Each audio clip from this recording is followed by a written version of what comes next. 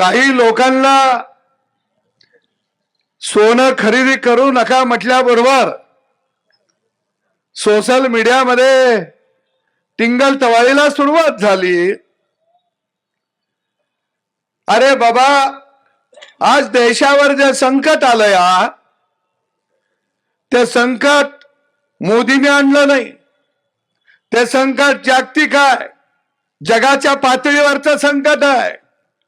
काही नाही पत्र लिहिलं, काय लोक आहेत मोठं लांब लचक पत्र लिहितात, जागतिक कीर्तीचे थोर अर्थतज्ञ या देशामध्ये आहेत। अरे बाबा, पत्र लिहून हा देश जर सुरक्षित ठेवायचा असेल तर काही गोष्टी कराव्या लागतील। अरे संकटात मोदीने आणलं नाही। मी तर वसलेल्या सगळ्या नागरिकांना जबाबदारीनं सांगतो, आपल्याकडं डिझेल पेट्रोल कुठं आहे? जमिनीच्या वर आहे। ते कशात आहे? ते मक्यामध्ये आहे, ते ऊसामध्ये आहे, ते ज्वारीमध्ये आहे, ते तांदळामध्ये आहे, ते गव्हामध्ये आहे। मोदी साहेबांनी देशवासियांना काय आव्हान केलं? पहिलं आव्हान, 1 वर्ष सोने खरेदी करू नका। काही लोकांना सोनं खरेदी करू नका म्हटल्याबरोबर सोशल मीडियामध्ये टिंगल तवाळीला सुरुवात झाली। अरे बाबा, आज देशावर जे संकट आलंय ते संकट मोदीने आणलं नाही, ते संकट जागतिक आहे, जगाच्या पातळीवरचं संकट आहे। आणि म्हणून मोदींनी सांगितलं, मला माझा देश वाचवायचा आहे, मला देशातल्या जनतेला सुरक्षित ठेवायचा आहे। आणि हे ठेवायचं असेल तर फक्त 1 वर्ष सोनं खरेदी करू नका, मला देशाला वाचवायचंय, तुम्ही माझ्या साथीला या। पण काय काय लोक जणू त्यांना सोन्यानंच घडवलं या, त्यांचा जन्म सोन्याच्या ढिगात झाला या। ते म्हणले आता सोनं घेऊ नका, उद्या म्हणशीला खाऊ नका, परवा म्हणशीला कपडे घालू नका। अरे आम्ही असं म्हणलो नाही, पण तुम्हाला घालायची नसली तर घालू नका, आमचा त्याला दुमत नाही, उघडं फिरा। काही नाही पत्र लिहिलं, काय लोक आहेत मोठं लांब लचक पत्र लिहितात, जागतिक कीर्तीचे थोर अर्थतज्ञ या देशामध्ये आहेत। अरे बाबा, पत्र लिहून हा देश जर सुरक्षित ठेवायचा असेल तर काही गोष्टी कराव्या लागतील। आज जवळजवळ आपण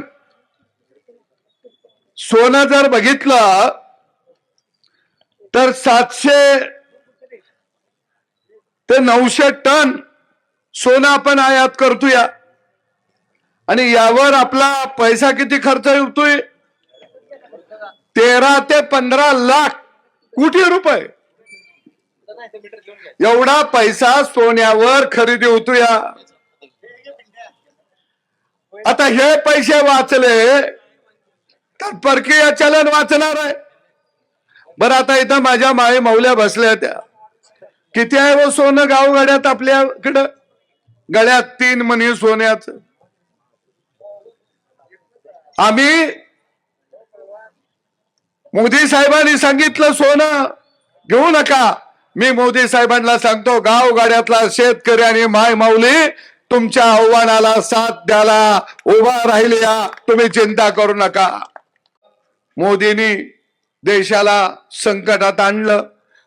अरे संकटात मोदीने आणलं नाही।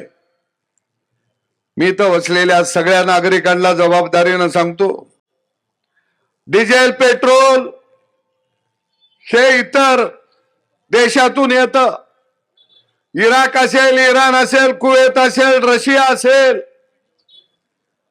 अरब राष्ट्रामधून येतं। डिझेल पेट्रोल कुठं आहे? तिकडं जमिनीच्या पोटात आहे। आपल्याकडं डिझेल पेट्रोल कुठं आहे? जमिनीच्या वर आहे। ते कशात आहे? ते मक्यामध्ये आहे, ते ऊसामध्ये आहे, ते ज्वारीमध्ये आहे, ते तांदळामध्ये आहे, ते गव्हामध्ये आहे. इथॉनॉलचा शोध 19व्या शतकामध्ये लागला आणि आपल्याकडं इथॉनॉल वापरायला परवानगी 2004 साली दिली. कुणाला यावं लागलं? अटल बिहारी वाजपेयी यांना यावं लागलं. अरे तुम्ही 100 वर्ष देशाला स्वातंत्र्य मिळायच्या अगोदर 100 वर्ष अगोदर इथॉनॉलचा शोध लागला.